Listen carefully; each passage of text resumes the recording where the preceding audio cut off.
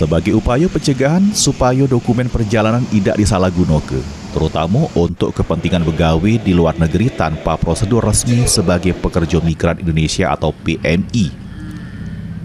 Pecah kasus-kasus yang sebelumnya, warga asal Sumsel yang jadi korban TPPO di Kamboja, yang awalnya para korban dijanji ke pegawai dengan gaji tinggi, namun dieksploitasi jeru jaringan penipuan daring.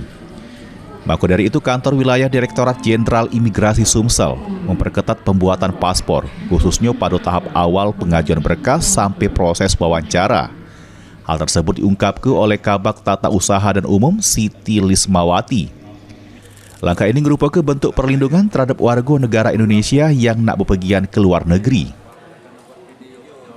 Kasus TPPO itu Mas, itu kita melakukan selektif polisi lah. Setiap kali pembuatan paspor, maka kita akan melakukan wawancara, terutama kita mengecek tentang dokumentasi mereka dari segi usia, dari segi kepentingan.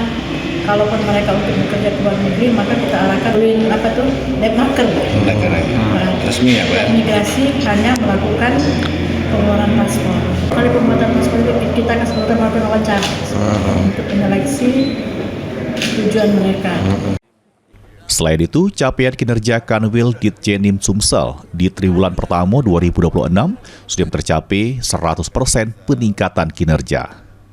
Heru Wahyudi, PAL TV.